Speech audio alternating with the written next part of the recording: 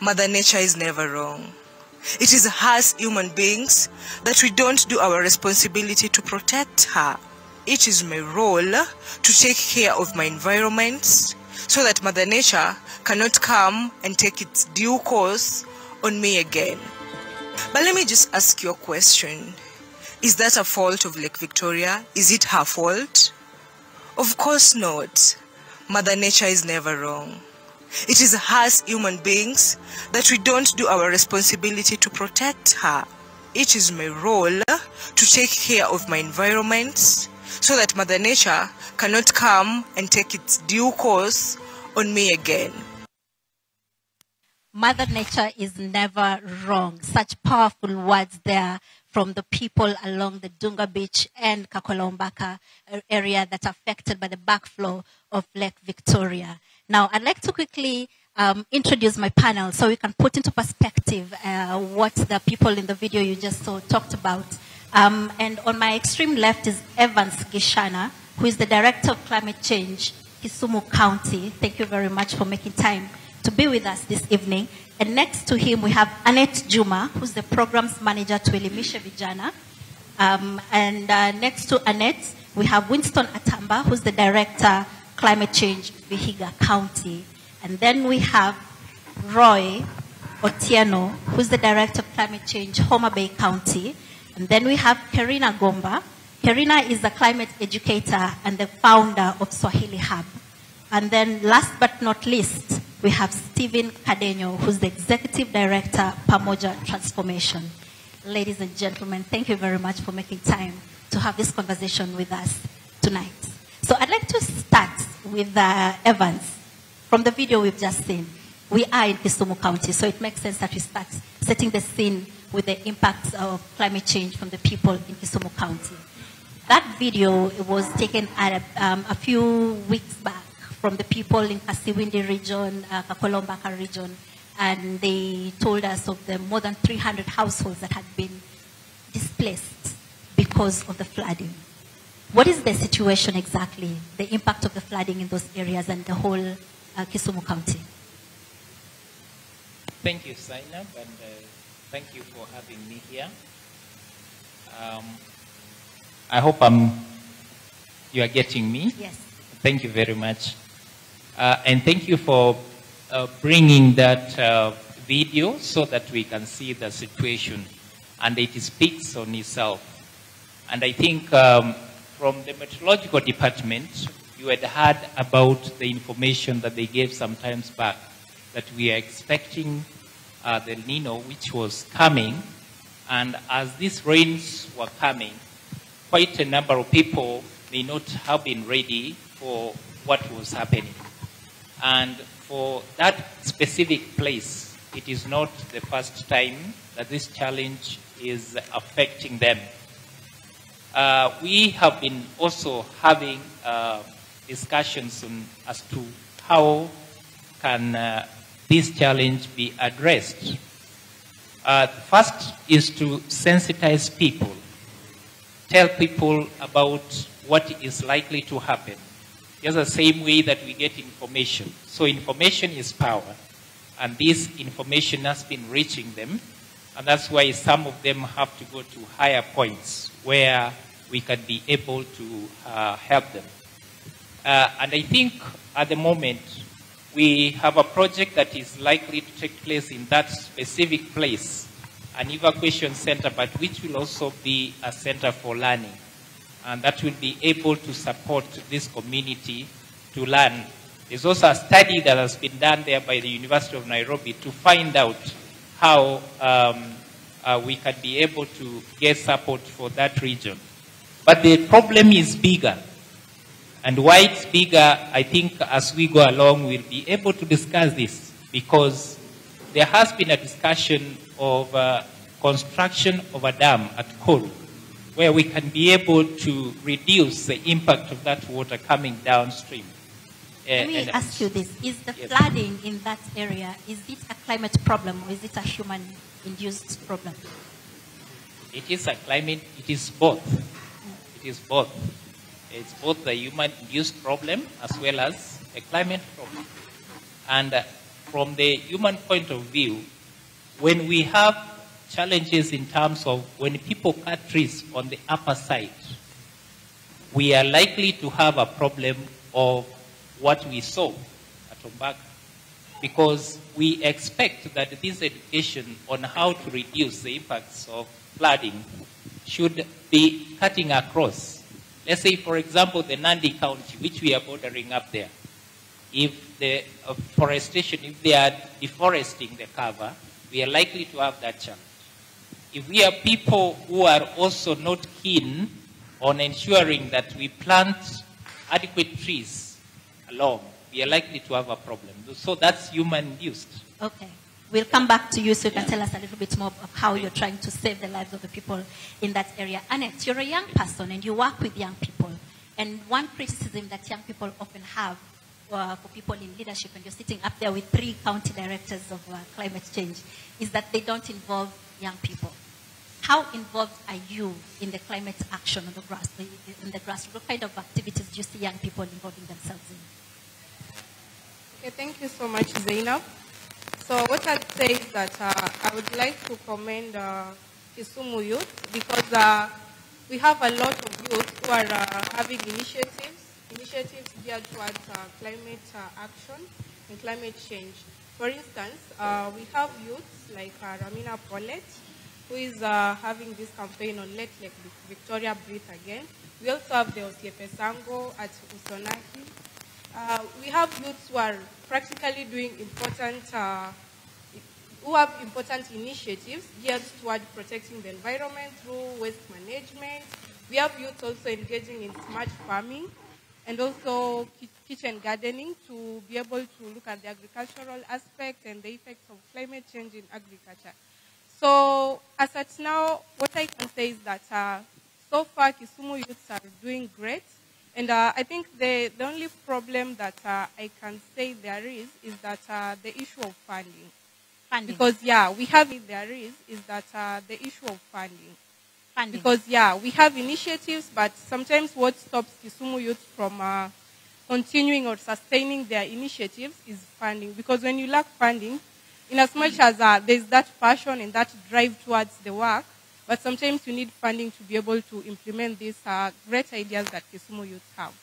So I would say as at now, they are so much involved, self-involved, and also I can also say that there's collaboration by the county government of Kisumu, but the problem is mostly funding, and I think also getting that platform for these youths to be greatly involved in the process. What do you do yourself as an individual?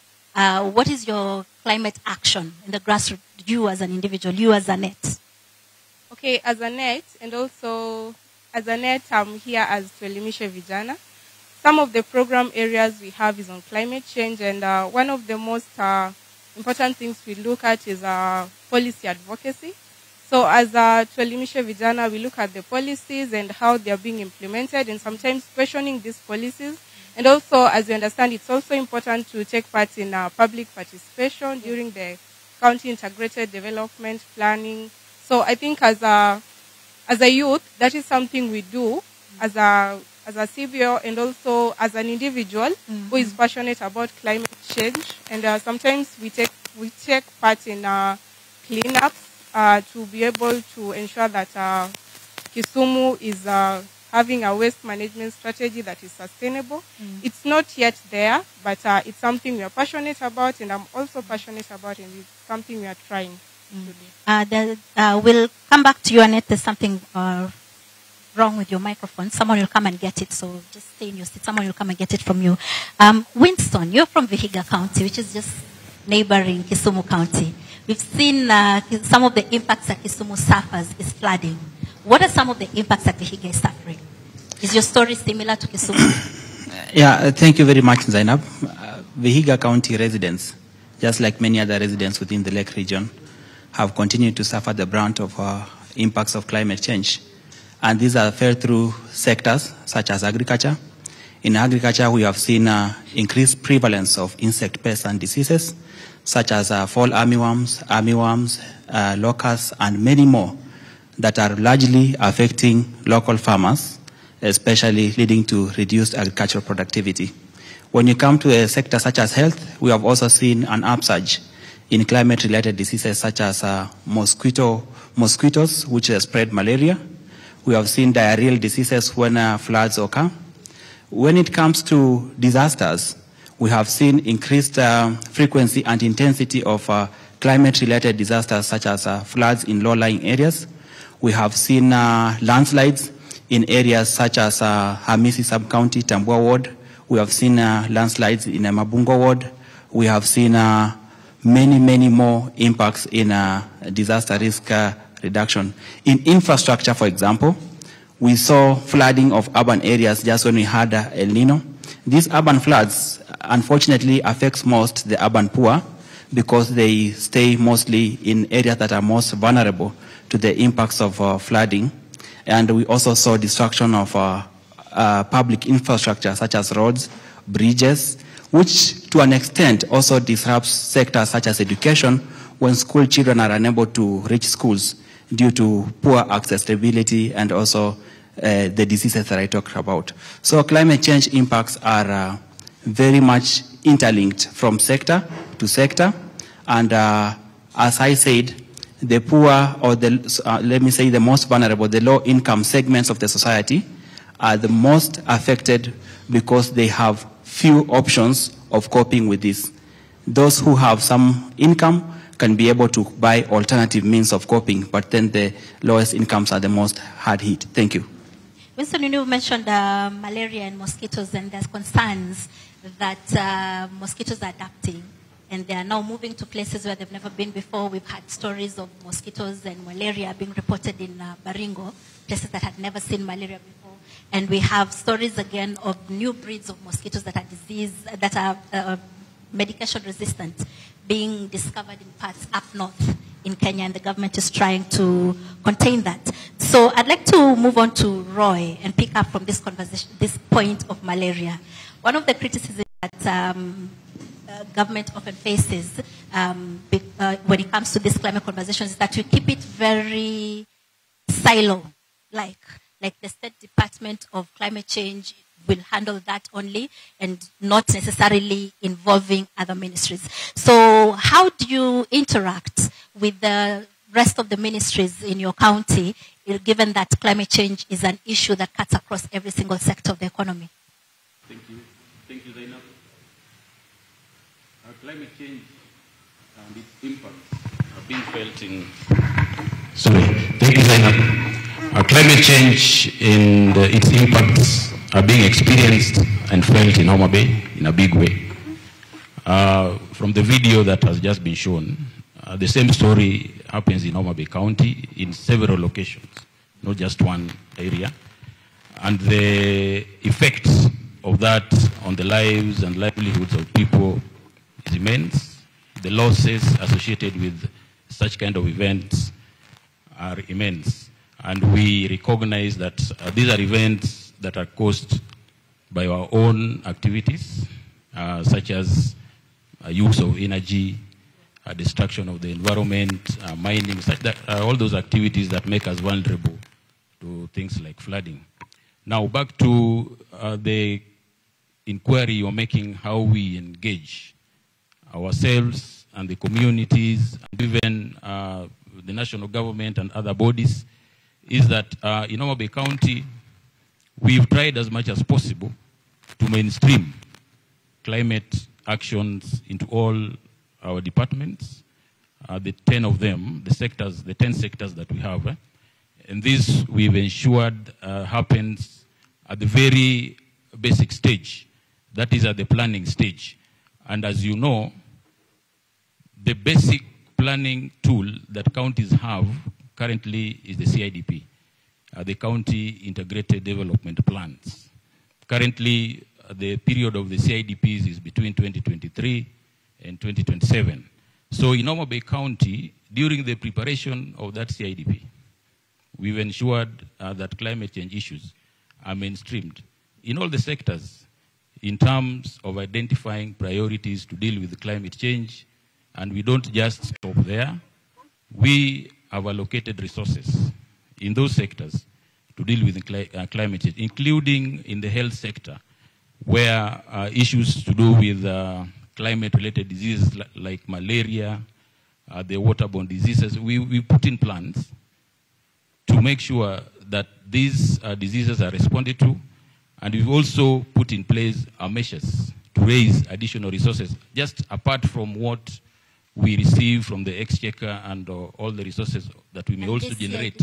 And the CIDP is based on the needs of the people on the ground. Yes, You've the done CIDP. Public participation. Yes, the CIDP is actually a product of public participation, because before it was approved, we went into the villages, into the communities, into the village, in the sub-locations, the locations, in the wards, sub-county, until up the county level.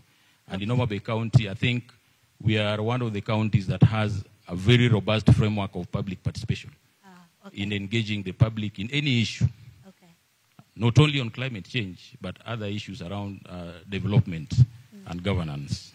So I'd like to pick up on that point and just throw this back to my audience here. How many of you have ever attended a public participation on climate change? Just raise your hand. Raise your hand. Be proud of your answer. Nyosha tu mkono vizuri. How many of you? This is less than a quarter. You have all attended. The vast majority have not attended public participation. Maybe just ask somebody, why have you not attended? Since you're closest.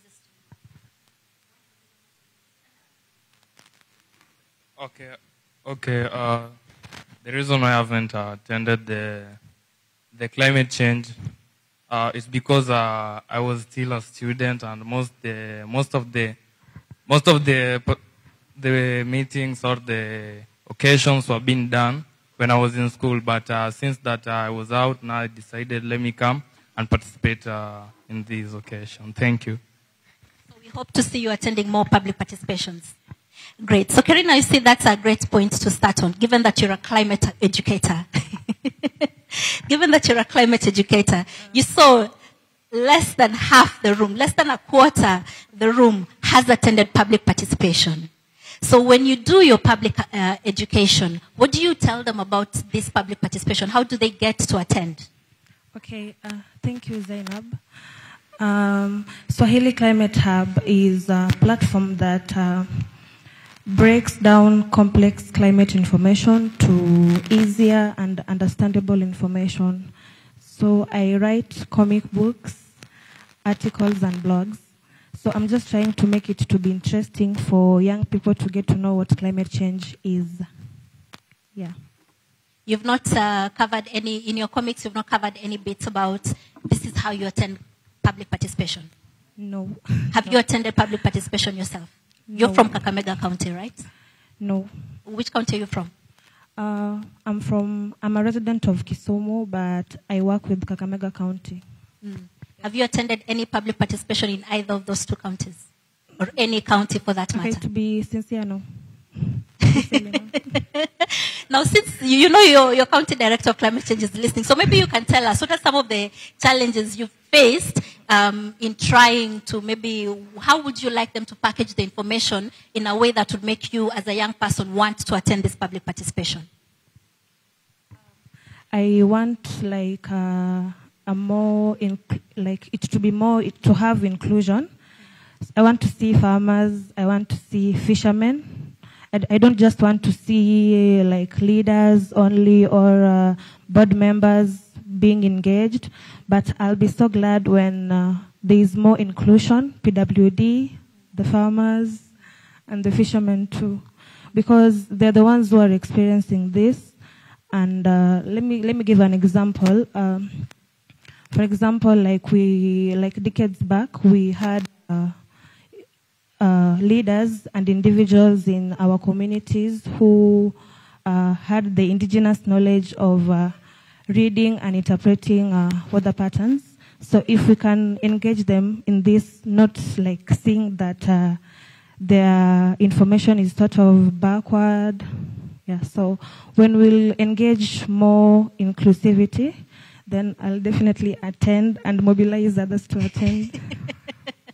I'm sure the 3 county directors up there with you have heard you, and maybe they've taken notes on how to get more young people attending this public participation. Now, Stephen, the work that you do as a Pamoja Transformation, you work a lot in the grassroots, and you work across the entire Western region.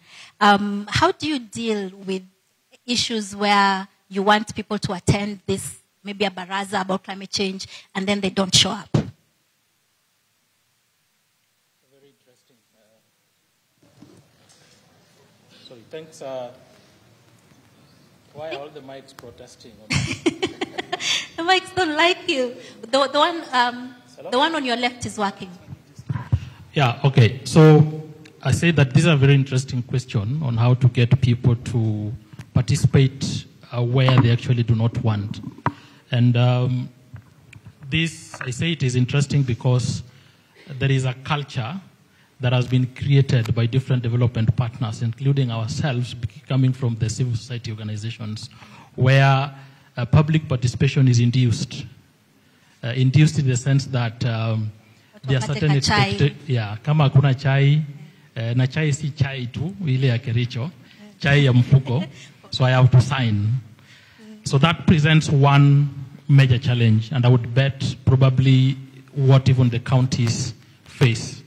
Because you can imagine across different departments that counties have different needs for public participation, either on policy or just on sharing certain pieces of information that the communities or the citizens need to give their feedback, and they are not able to do that. I would imagine even budgeting for that is not possible. Sometimes for us, within certain projects, you can be able to budget for that, so it's not possible. However, there are different alternatives or options for making sure that people be able to participate. And I think one is what Karina said, that making things inclusive and making it people-centered. The mistake that we often make, including government sometimes in my view, is we center things on leaders and government as opposed to the people, so that the people do not relate with it, they do not see themselves as being affected and also being able to benefit from some of those policy frameworks or public participation processes. And so based on that, for us as organizations, what we do is we work through different structures. And in this particular context, currently we're already working with the Kisumu County, and we support the establishment of the community climate change committees. So those kind of structures make it more practical and seamless for you to be able to engage people on different kind of topical issues. Yeah. Okay, I'd like somebody who said they've attended a public participation to come up here. Just have one quick question for you. You said you've attended public participation. Come. Maybe you can tell us, when you attended that public participation, had you been incentivized to attend the public participation? And were your views, at the end of it all, were your views heard? First tell us who you are. I'm Fulgence Richard Rabat. I'm a photo documentarist and a climate activist from Kisumu, Kenya, and the communication assistant at the county government of Kisumu. I was never enticed to attend any public participation. No. I went there as a climate activist, and because I wanted to learn more about mitigating climate and solving climate-related issues in my county. And the views were, the people around are ignorant. Just as you said, they want the thing we call bread. And if there's no bread, then I can't listen to you. But either way, these things are brought because of, climate change is in the mindset. So if I have the mindset of, if I'm not paid, I can't go there, then there's nothing you're solving. And that's why I think climate education is much important. Thank you. So, from the young people in the room, you've seen the vast majority. Come, I'm not done with you yet. The vast majority of the people in the room who are young people said they've never attended a public participation. And you attended because you're a climate activist. So as a climate activist, how do you get young people involved in this public participation so that they know what climate activities are happening in their area and how do they get involved in them? In my let me, just as you are saying, the young people, this is a new generation. It's a different generation from how Director Gishana was raised and how the old people are raised.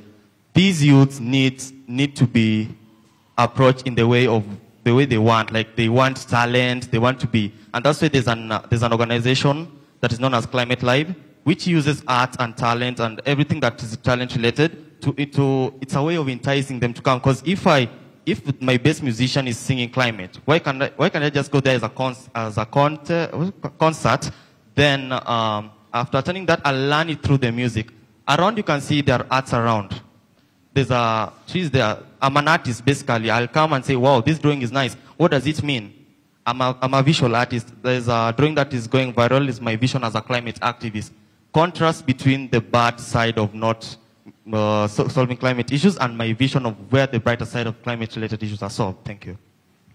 Thank you. Interesting. Use the talent of the youth. So one more question before I return to the audience. Since you're sitting next to me, I'll start. Why I don't have any women sitting near me. You have attended public participation before, right? Okay, please come. Please come. Now, climate change. What do you know about climate change? Can I start with the introduction? Yeah, my name is Miriam. I'm a mother of a young teen, a climate activist by the name Ramina Paulette. The reason why I went to the public participation is for me to gain more knowledge to teach other mothers. So for the climate change, I'd say it's the risk that we are seeing right now. As you can see the weather patterns, Kisumu in January there were no rainfalls. But right now there's rainfall. So when you're going back to the community, you won't experience it or also tell them in a simpler way that the climate change is the weather pattern that is happening right now because of our doings. If not for that, we could not be experiencing in January rainfall and flooding. As simple as that. So your community is better informed on climate change now? Not all, just a few that are in our organization and when we are doing the climate conservation work. So the reason why they're not like, they don't have the knowledge is because some of them, when we go to do cleanup, they prefer being given money. So they don't attend our events because there's no lunch. So money is clearly the common denominator here. People want money in order for them to come. Now, Evans, you've heard from your, I don't know whether to call them constituents or your county citizens. I don't know whether to call them. You've seen they don't attend the public participation. And yet you have programs that you need to implement that require you to have public participation. For example, the FLOCA project, the Financing Locally Led Climate Adaptation. How then do you implement these adaptation projects in the community if the community is not even aware that such a thing is happening? How do you get them to come on board? Thank you, Zainab, again. And I think more than 3/4 of the people in this room are young people, probably below 35 or 40. And I think what happens is that, first of all, we have to go to the real situation, how things happen. When you want people to attend the public barasa, for example, a few weeks ago we were having a public participation for the Climate Regulation Fund. It was in public. It was put in the newspaper, and also the people were getting information through social media and all that. But you'll find that the majority of the people who attend are the elderly, that is the women and the men, and also persons with disability and so on. Where the young men go, I cannot say, but what I know is that there are a few who attend at the same time. There are situations whereby you can have a targeted public participation. But all the same, what I want to say for us in Kisumu, especially on the FLOCA projects, it's an open way of communication, the way we communicate to the people and the way people are coming for public participation. We have had participatory climate risk assessments. We have had trainings for those who are in the various committees at the world level. And I know that things are not the same, the way it used to be. Right now, information has been going across, and we always even have radio talk shows. We have even TV talk shows. So what I want to encourage the young people so that we can be able to implement projects together. You heard my colleague here mentioning that there are various projects they have started.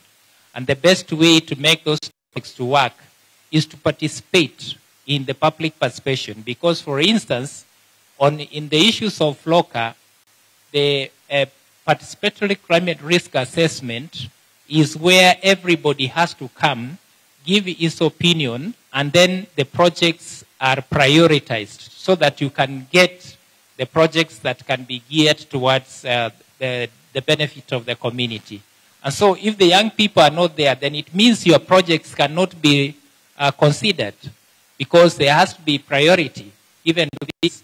So we want to encourage them that they should be attending the public participation and their projects should be geared towards resilience so that we can be able to have a way of them benefiting from the FLOCA projects. And I know that quite a number of them would be having some small projects that they need to come together and be able to encourage the government to be able to give them the support. Thank you. Annette, picking up from there, young people often say government is not listening. Government is not giving them opportunity. Government is not creating avenues for them to participate in be it nation building or whatever activities they're doing in climate action. But from just this past few minutes we've seen, the young people are not really showing up in places where they will be heard. Yourself, have you attended any participation? Yeah. You have. And do you think your views were heard? Not really. Not really. So there's the problem of not attending, and then there's the problem of attending but not being heard.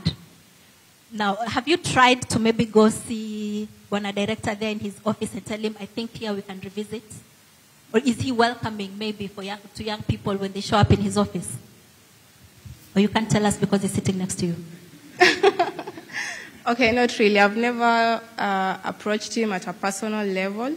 So I think as a youth, as I said earlier, youths in Kisumu are really doing amazing work with regards to climate change. We have, I was saying, we have the Osiepe Sango who are looking at plastic pollution in the lakes. We have Ramina Paulet who is also looking at how to protect Lake Victoria under the Let Lake Victoria Breathe campaign. We also have youths who have ventured into smart farming, kitchen gardening to be able to deal with the aftermath, the impacts of climate change in our communities. So if I say youths are reluctant to go to public participation, my reasoning would be first, as a youth, I've attended public participation, and there are instances when you attend one public participation, you're not sure when the results of that participation that you've had, when it's going to be out there, because sometimes you're not able to attend the next public participation to be able to know if your voice was heard or if it was implemented. And also there's the issue of preferential projects. There's a time we were advocating for a library in Manyata area, and when the plan is coming out, you find that it's not there. And this is something you've done public participation even once or twice, then you're told that it was not part of the preferred. So I don't know what is the criteria for preferred projects. And I think that is something that stopped me from going to public participation, because why would I go there and waste my time and not have my voice heard? So as youths, I think we have resorted to the advocacy part, the bit of going to social media, because now there's technological advancement. We use technology and social media platforms to speak up and talk about the changes that we have. Sometimes we get heard through those spaces, and it works for youths. But right now, when you're talking about youth involvement, I think first, youths are tired and they're afraid of ticking boxes. We're afraid of the aspect of inclusion, where you go to a hall and they say we had 10 youths in this participation, we just tick boxes and leave. So I think that's one of the issues as a youth. I don't want to be part of that. And if my initiative at grassroots level is going to help change lives and also help people to be resilient when impacts of climate change are going to come, as opposed to sitting in a room to tick boxes, then I'd go that way. So I think that's why youths are looking at parallel initiatives that are not so much involved with what the government is doing. Mm-hmm. Steve, I'd like to skip and come right to you. Based on what we're hearing here, there's clearly an intergenerational gap in communicating climate change. There's clearly an intergenerational gap. How do we bridge that? Thank Thanks so much, Zainab, for flagging out that. I think this could also be potentially one of the climate risks or hazards, because this has a lot to do with knowledge and information, and primarily how the knowledge and information is shared across the different generations. The older generation relied more on reading books, going to library. The current generation, a physical library is irrelevant. Their libraries are on their fingertips. The Android phones, the Macs, has all the necessary information. Unfortunately, not edited. There are not many editors because it comes, it is forwarded, and it goes viral. So the rate of consuming unclear information with the current generation is a lot higher. And therefore, I think it would take a lot of different initiatives that tends to break down the pieces of information in different contexts. Part of, for example, what Karina is doing, what Obat is doing in this particular center, using art to break down certain information. This is important because the younger generation is so impatient. And talking about even the policy making processes, part of why, like she says that she feels like she's wasting her time. Majority do not appreciate that policy making is a process. Most of the young people are more used to events. Events are more fashionable, makes a lot more sense. Processes delay what they want. Secondly, and this is where I also see the opportunity with climate change, the current young person wants to see money in their pocket or money in their phone, for that matter. It is time we acknowledge and appreciate that the climate change is not necessarily a disaster, but presents great opportunities for creating enterprises that give us money across different value chains. And young people should therefore take advantage of the existing technologies that are there, and some that have also been prescribed in some of these different policies. So I think we would want to challenge you, because in terms of governance, policies have to be documented. Once it is documented, you must invest your time in reading and understanding. NGOs like us would try and break it down, but that would not be enough. So you must also still develop a reading culture that enables you to be able to understand so that you can be able to effectively engage with government. Reading culture. Kenyans generally do not like to read anything. Kenyans do not like to read anything. So if reading is one of the issues, one of the challenges that we're facing, Karina, how do you get people to read the comics that you generate, that you create? Okay, thank you, Zainab. I make them in a way that they can paint. I use the black and white so that they can paint and find it more interesting. So you paint? Let me say, in a layman's language, coloring, kukala. Yeah. So who do you target? What age group do you target with your I comics? target children and youths. Children and youth. Yeah. What has been the impact of those comics in the time that how long have you been doing it? Okay, I started last year, August. Yeah. So in those months that you've been doing it, what have you seen the impacts? Impacts, number one, I have seen more people coming and joining the campaigns. More people are also writing poems. Like, I sort of inspire them to build their own initiatives and start writing poems. Like my friend here, Rabach, also draws and paints. Yeah. Okay. Roy, you've heard about the intergenerational challenges. Are you experiencing this in your county, and how are you resolving them in order to implement the projects? Because if the generations don't come together and talk and have a dialogue, then your public participation is handicapped, and therefore you can't implement climate action. How do you get everybody on the table in order to move forward with these projects? Yes, thank you, Zainab. We have to acknowledge that the intergenerational conflicts and misunderstandings are things that have been there, and they will still be there into the future. Our only responsibility now is to manage them, especially the young generation. Because when you speak about public participation, and inviting the public to come to those forums, then on that front, the county governments and other government agencies normally do their part, take out the advertisements, put them in the media, and invite people to come. Now, at these forums, one of the key demographics that are expected are the youth.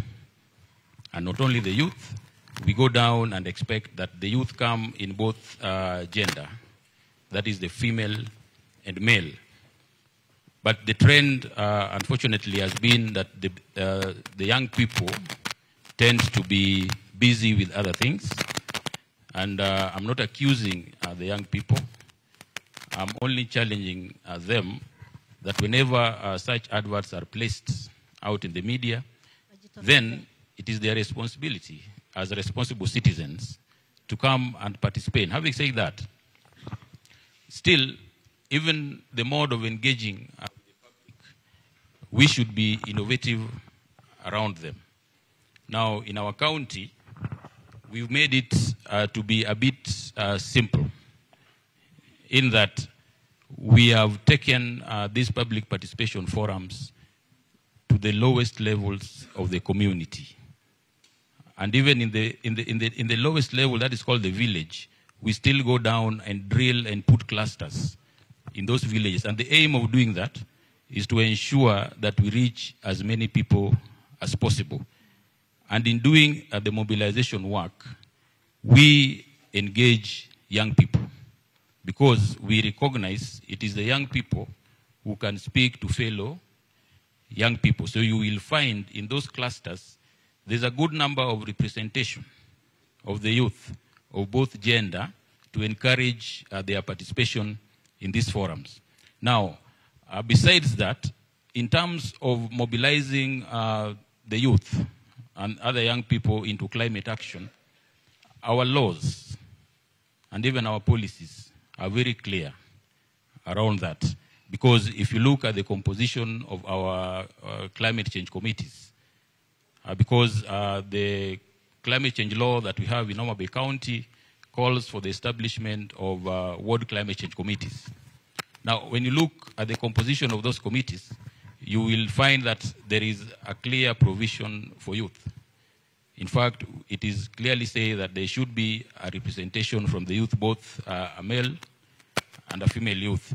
The reason is to encourage the participation of the youth in the climate change discourses, especially in the critical area of identifying priorities for responding to the impacts of climate change. As it is, we are now dealing with the impacts of climate change. Climate change has occurred and it is continuing to occur, but we are now dealing with its impacts, either in terms of adapting, making our people adapt to climate change, build their resilience, or prevent further damage to the environment that now leads to the long-term effects of climate change.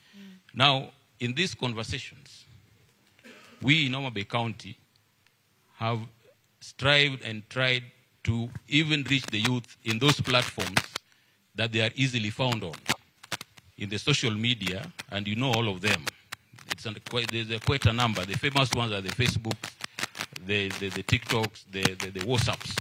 So we leverage on those social media platforms also to try and attract the youth to these forums. And still, we have not achieved that kind of participation from the youth that we are looking for. But we are looking to build it up. And I want to use this platform to challenge the youth, not only in Homa Bay County, but in the country, that it is their responsibility as responsible citizens to find time and attend these public forums, because at these forums that your interests as not only youths, but citizens of this country are being discussed and very important decisions are being made. Okay. Thank you. I see Winston wants to react, to jump on what you just said, Roy. Zainab, as in Vihiga, our understanding of youth participation in climate action is completely different.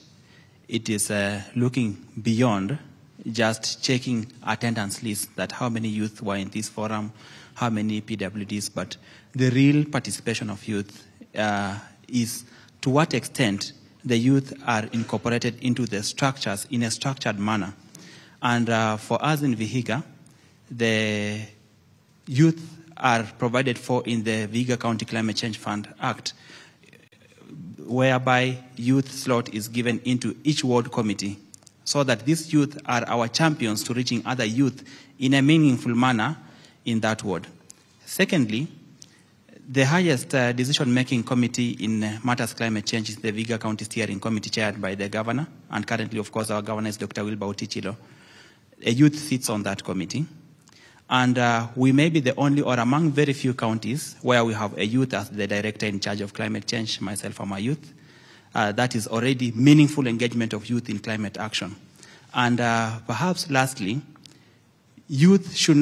participation should not be just limited to how many youth come to events, but also in matters of climate action, we are looking at climate finance. What portion of climate finances is going to young people in terms of the climate change adaptation and mitigation projects? So we put specific mechanisms in place to ensure that at least the contracts that we give for the climate change projects go to youth-owned companies.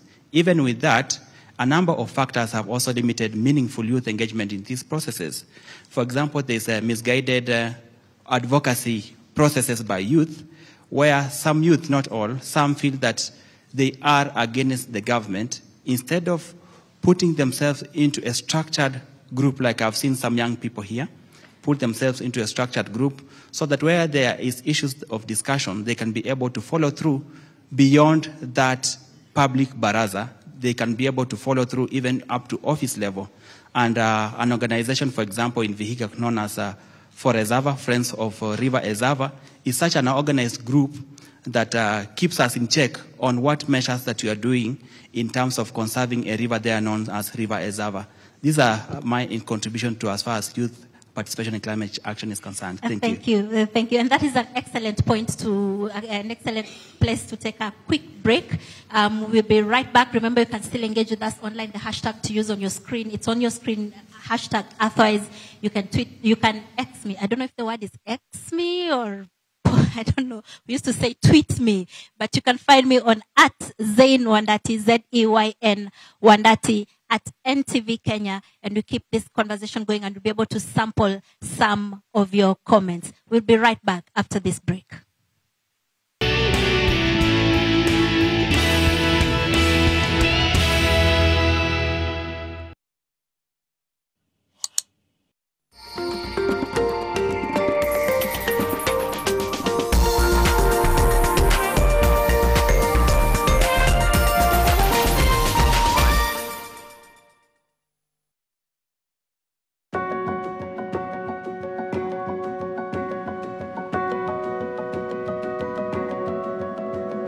There's a kind of bank assurance intermediary that really allows you to relax because you know you'll be good. That's Coop Bank Assurance Intermediary for you. Get covered real good through Coop Bank Assurance Intermediary.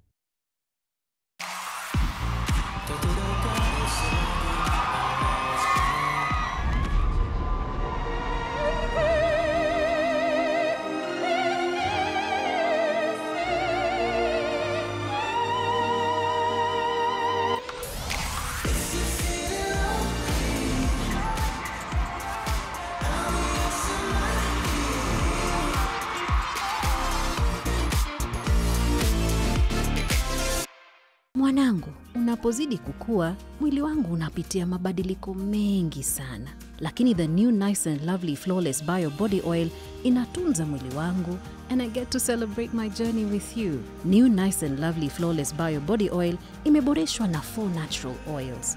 Kupunguza the appearance of stretch marks, ku-even skin tone, na ku-improve skin firmness. Flawless is a feeling. 9 out of 10 Kenyan women agree it worked for them. Nimeget airtime. Airtel Money inakuokolea. Really? Ukiwithdraw chapa kwa Airtel Money agent, inakurudishia hiyo transaction fee kama airtime. Asante. Karibu. Airtel Money makes your life kidogo better.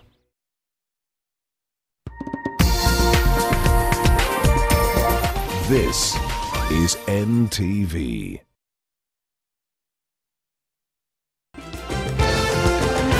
Yajayo katika NTV jioni. Mwanamke mmoja Mombasa afanya kazi na tuktuk na wanayo wawili kutokana na ugumu wa maisha. Mlijihusisha na vitendo vya uhalifu wa jinai na hivyo kuhatarisha maisha na kusababisha vifo vya wanachama na wafuasi 429. Mtenge Mackenzie, ni kweli ama si kweli? Washukiwa 95 wa mkasa wa Shakahola washtakiwa mahakamani kwa kosa la ugaidi. Huenda Wakenya wakatozwa ushuru zaidi baada ya shirika la IMF kuidhinisha mkopo zaidi wa dola 685 kwa Kenya.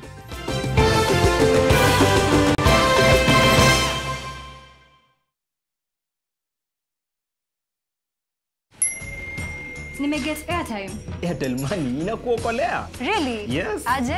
Ukiwithdraw chapa kwa Airtel Money agent inakurudishia hiyo transaction fee kama airtime. Santi. Karibu. Shosho. Shiko. Nipotea. Angalia hapo kwa buchari kanjia kako hapo. Oh. Shosho. Airtel Money makes your life kidogo better. Stand a chance to win a trip for 2 to Diani, or a dinner for 4, or a year's freshness package with a new Nivea Fresh Deo. It's easy. Just buy any Nivea Fresh Deo, submit the receipt on WhatsApp to 0712 044 544 and enjoy exciting prices. Terms and conditions apply.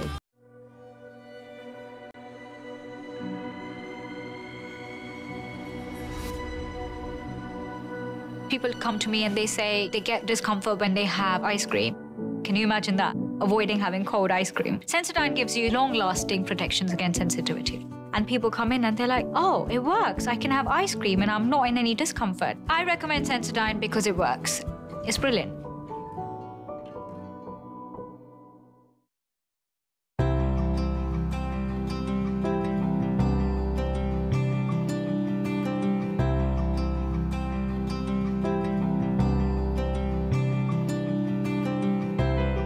When you're finally released from pain. That moment when you start to get back to ordinary, and ordinary feels amazing. Whatever pain you're going through, release starts here.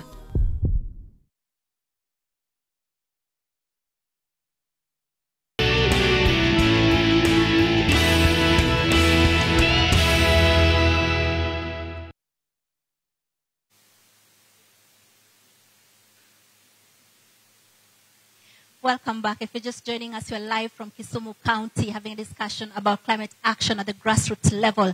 And in the first half of this discussion, we spent quite a bit of time on how young people can participate in these conversations on climate change. And one thing that has come out very clearly is that young people do not actually show up for participation when they are called to do so. So in the next bit of the conversation, now we'd like to change gears and talk about the actual work on the ground. The adaptation activities, the mitigation activities, where more effort is going into. Is it mitigation? Is it adaptation? And how do we bring everybody onto the table so that we can build the resilience of everyone in this country? Now, I'd like to start on my extreme right and start with you, Stephen. Mitigation, adaptation, what is the difference? Thanks so much, Zainab. I think I will not give a scientific definition or difference of this, but I would want to try and make it simpler, based on, so that it becomes more, it could be possible to take actions based on the description that I would give. So my understanding of adaptation is acknowledging the fact that climate change and the risks and the hazards are real, present, but how then do we cope with them? For example, the rains are here. They probably will keep coming. They are likely to cause floods. They're likely to affect different kind of ecosystems, but then including our own livelihoods. From the first video, depending on the kind of topography in which my house is constructed, it's likely to be affected by flood. So when the rains have been predicted to come, how best do I prepare so that I cope with the potential risk of the flood and the related hazard, which includes potential diseases? Mitigation would mean being able to prevent. Most of the climate change factors are more natural, including floods, droughts. Some of these natural conditions are beyond human control, and therefore you cannot be able to prevent or mitigate for that matter. However, because some of the effects of climate change are also human-induced or human-caused, that means the necessary responsibility and action to be taken is within our disposal as human beings, and therefore we should be able to prevent some of these negative effects that we have, including taking advantage of that and converting those into opportunities. Thank you.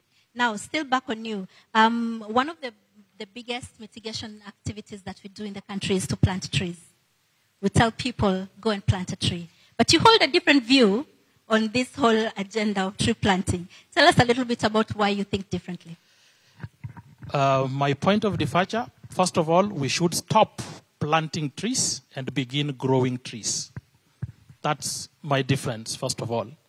Because, and the difference in that is planting a tree basically means you dig a hole, put a seedling, you go away, and you don't care what happens after. And for me, I'm a proponent of growing trees and not planting trees. Because when you grow a tree, you grow it for a purpose. In my view, every tree that I plant, I make sure that it has a value, it has a purpose. That is the reason why I then nurture it. Every tree, either it will give me wood that I have purposefully intended to use it, either to construct a house, construct a furniture, or even just use it for fuel. Because some of these human needs for wood will never stop in as much as, and so we should not just be planting trees, but growing trees strategically. The other bit for me, and that's why I said in our organization we are more inclined towards green enterprises, so that even if I am growing trees, I am growing trees for an economic purpose, an economic value, so that my livelihoods is improved by the trees that I grow. Hamna. And I think this for me would be the challenge even for the president's call. I know tree planting has been made a national holiday. I hope this year again will be a holiday. How I wish that we can begin to grow the trees. I'm not even sure if I'm aware somebody is here from the Ministry of Environment, the national level. It would be great if as a country we can be able to account for the number of trees that were grown, or were planted rather. I am aware in all the public institutions, every head of the institutions, principals, head teachers, have a directive to plant trees. For what purpose, for what goal, maybe the government know, but they are not aware. They can be made aware so that they can grow these trees, not plant the trees. The tree planting agenda, I believe, was one of the outcomes of the climate summit when the country committed to plant trees and told everyone to plant trees. Now, there was also an app, that the day of the national holiday, an app that the CS talked about, where you can go and log in the tree that you planted. I just wonder in this room, how many people participated in that tree planting holiday? Who planted a tree that day? The goal was to plant 100 million trees. Oh, a lot more people planted trees. That's good. How many of you logged into that app that the CS talked about and registered the trees that you planted? No one. Young people are supposed to be tech savvy. Oh, only one person. Did you find that app user-friendly? Yes. Great. Great. So hopefully this year the statistics will be better in terms of how many trees people planted and the usability of that app. Karina, I'd like to skip you for a moment and be back to you. Roy, loss and damage are things that counties face as one of the impacts of climate change. The result of it is the losses and damage that communities suffer as a result of the climate change. But loss and damage is always a very hot topic when it comes to international conversations. And this time around at COP27, Africa finally succeeded, and the third world finally succeeded in getting something from the loss and damage. Now, if you as Homa Bay County are able to access that fund, what will you do with it? Thank you, Zainab. First of all, I must say that as Africa, we are really elated, and we are looking forward to benefiting from that loss and damage fund that was as a result of the COP28 in Dubai. Now, the concept behind loss and damage fits with our plans on climate change. Because you realize when you talk about loss and damage, it aims to address the very causes of vulnerability to climate change. And those causes of vulnerability to climate change include lack of employment, low income, low agricultural productivity, inadequate access to water and sanitation services. And the sources of these issues, for example, water, for example, land for agriculture, that in turn support livelihoods, are the ones that are actually most impacted by climate change. So when you talk about loss and damage, then it brings the conversation where we as Africans, and in particular we in Homa Bay County, want that conversation to go to. Because if you look at our climate change priorities, we are addressing issues like providing drought-resistant seeds to our farmers. And why do we do that? Because we've realized that due to interference with the seasons, farmers can no longer plant their crops the way they used to do. They need to come and do some crops that would mature faster with the little rain that come. Some crops that would resist the pests and diseases that arise as a result of this, the changing climate and the changed ecosystems and the biodiversity. So in Homa Bay County, if we have the chance to access the funds from the loss and damage fund, then that will go straight away into addressing those root causes I've talked about that make our people and our lands vulnerable to the impacts of climate change. That is ensuring that we provide enough water for our people, for both household use and for farming. That we provide enough sanitation facilities for our people. That we climate-proof our infrastructure. And when you talk about infrastructure, that includes our roads, that includes our health system, that is the health centers, that some of them have been actually literally swept away by the floods. The loss and damage fund would also address issues around health, especially those issues that contribute to preventable diseases like malaria, diseases like waterborne diseases, those diseases that cause high infant mortality rates within our counties. And then it would also go to address the climate-related impacts on mother and child health in our county. So we in Homa Bay County, when you talk about adapting to the impacts of climate change, because that is also closely related to loss and damage. In a way, when you address a loss and damage, you are increasing the adaptability of people and systems to the impacts of climate change, and it's taking away from the practice that has been we putting more emphasis on mitigating the causes of climate change. Yes. And already, in Homa Bay County, for instance, we are sensitizing our people to be ready to utilize opportunities that arise from climate change, to be ready to report any incidences that they feel would be addressed. And the way we've done this, if you allow me, Zainab, before we move to the next panelist, we provided avenues for people to reach us. And in Homa Bay County right now, we don't necessarily need to go into the villages to collect views. And this is connected to the public participation thing we were talking about. In Homa Bay County, we've established what we call the Homa Bay County Climate Change Information Center. And what does that center do?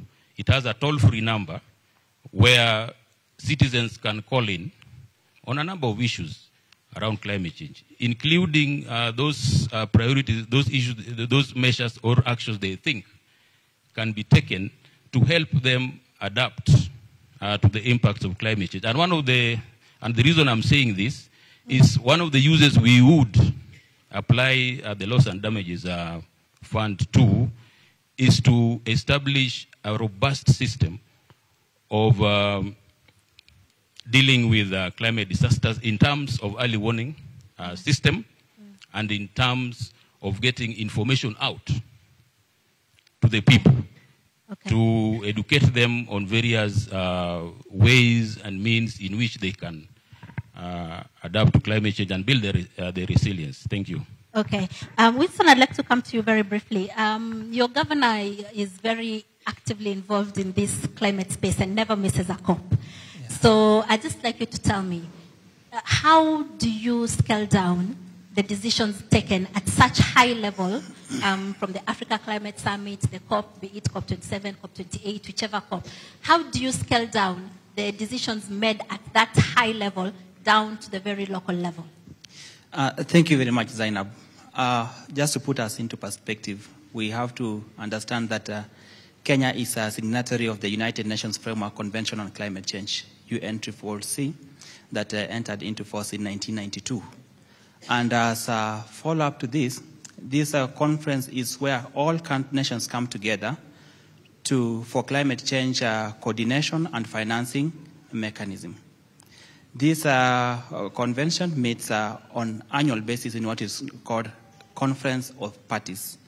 And in 2015, there's what we call the Paris Agreement that obligates countries to put in place measures and mechanisms to abate greenhouse gases and also reduce citizens' vulnerability to climate change. Kenya is a signatory to that.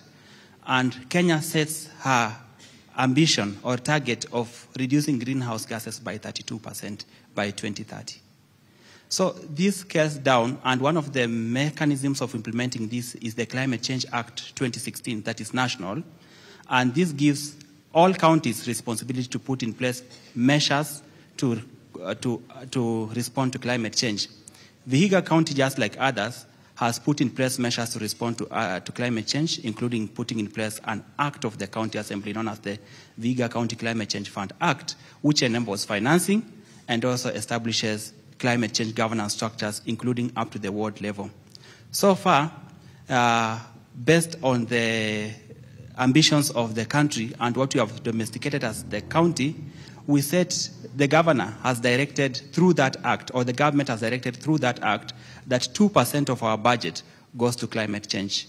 And so far, from 2021, we have been budgeting 37 million in 2021, 64 million in 2022, and right now we have got 80 million as a county for climate change, which then, us as a directorate, are coordinating response actions at the lowest level, that is the ward, through actions such as participatory climate change risk assessment, where we go to the communities to identify what are their most pressing climate change issues, and they propose the response mechanisms by themselves. Where is the bulk of this money going, adaptation or mitigation? The bulk of the money goes to adaptation, which is also in line with the Africa Agenda 2063, and also Kenya's priority. Generally, Africa's priority is adaptation as opposed to mitigation, because adaptation calls for strengthening, on how can we cope with the impacts of climate change, because they are here to stay. And mitigation answers the question of what can you do to reduce the concentration of greenhouse gases. So we believe the priority is making our people to cope with the impacts of climate change.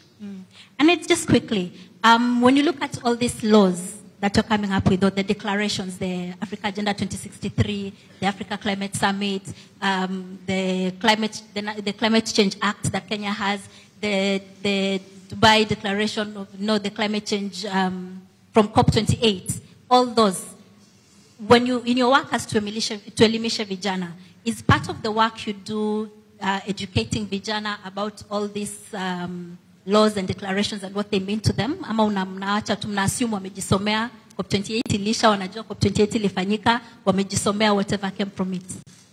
Yes, we allude to them. For example, was it? That's a question for Annette. Okay, thank you. Thank you. So at Tuelimishe Vijana, our commitment is toward fostering learning and education amongst children and youth. And majorly, when we look at disasters, we find that children are usually affected mostly by disasters, because when a disaster occurs, sometimes it's the schools that is used for shelter, and sometimes they have to drop out of school for a period of time as the disaster is being mitigated. So as part of our program, what we do is we educate children on how to prepare themselves in case of disasters.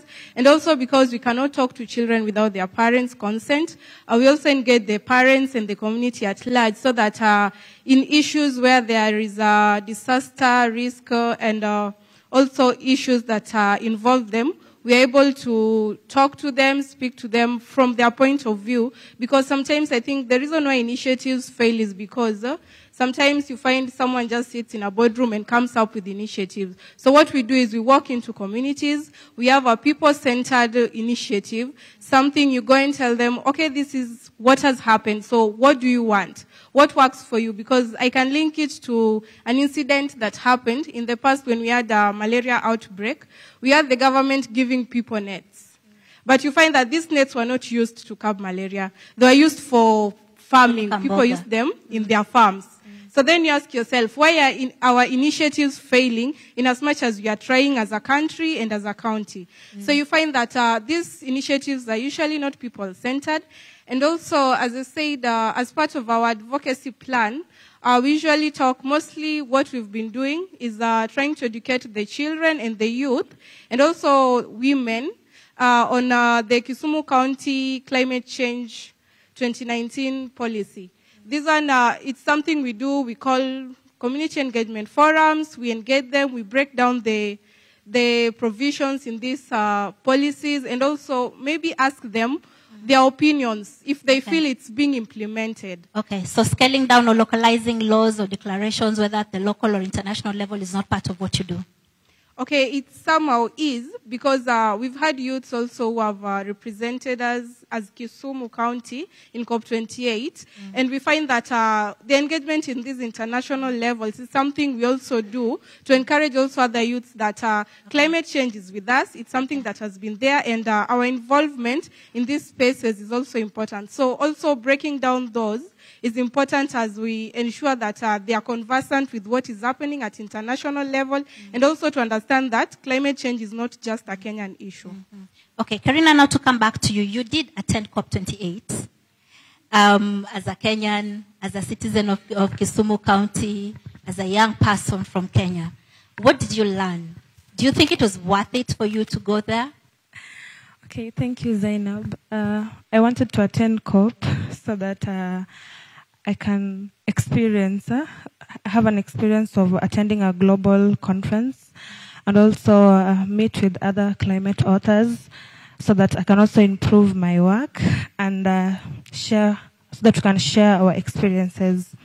Okay, so before I went to COP, I thought COP was just like a serious conference where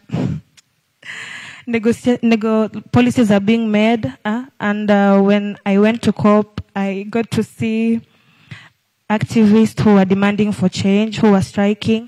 I got to meet innovators who had had good ideas. So I got to meet donors. So I came to realize that COP is not just about policy making. It's like everybody has a role to play, from children to activists to innovators. Do you think that the knowledge you gained from the COP, you'll incorporate it into your comics and your climate education? Or have you started doing so? Yes, also going to COP made me to think on other topics that I can write.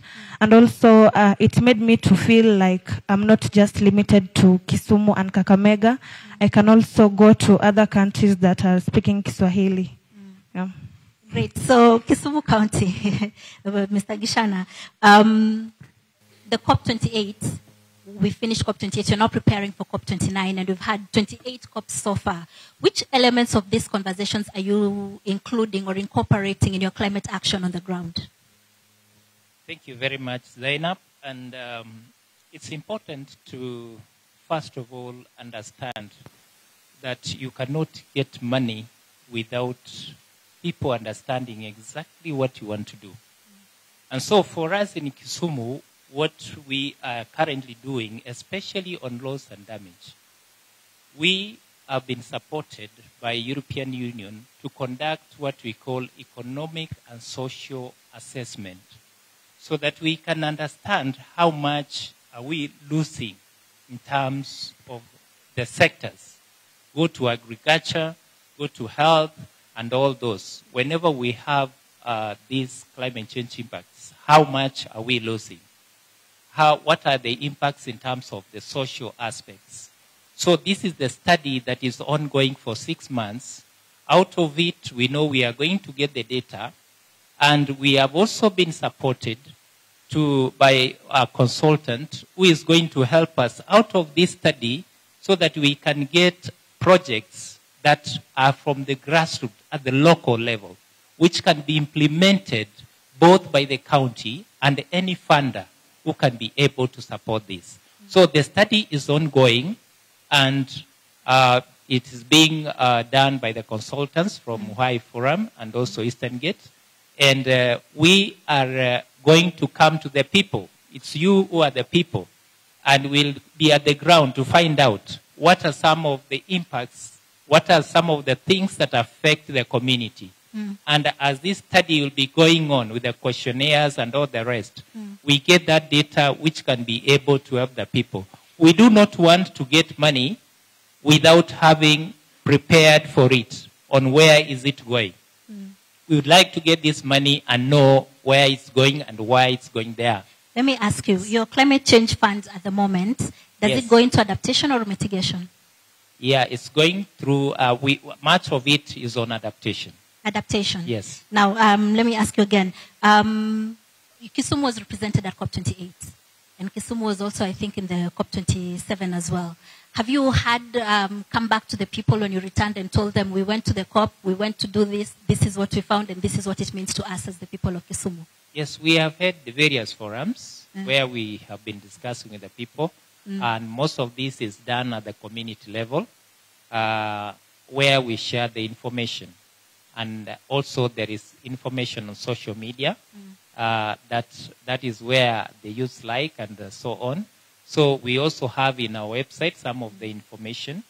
But mainly what we normally do is to get those declarations or those policies that were discussed and digest them and put them in the language that the local mwananchi can be able to understand. So you're in the process of translating? Yes. For instance, we are having the early warning systems across. We have over 7 automatic weather stations. Does mwananchi know how to use it? We have to plan and reach them and tell them how to get the information through this, whatever information that is sent, so that the farmer can act or make a decision out of this. Okay. So we localize that information so that we go to the community. Yes. Thank you very much. I'd like to Thank you. I'd like to cut you short there a little bit. Unfortunately, we have to make room for the 7 p.m. bulletin, so we need to wind up this live section of this discussion right now. Thank you for making time for joining this discussion. We will go through some of your feedback. For the live studio audience, the panelists are still here. We still have a couple more minutes once we get off air. But for now, we need to make room for the 7 p.m. bulletin. Thank you very much for making time. We're live in Kisumu County at the Mama Grace Onyango Social Hall, having conversations about grassroots climate action. On behalf of my panel and my live studio audience, I bid you goodbye for now. My name is Anna Bondati. Do not go away, and TV Jioni will be right up.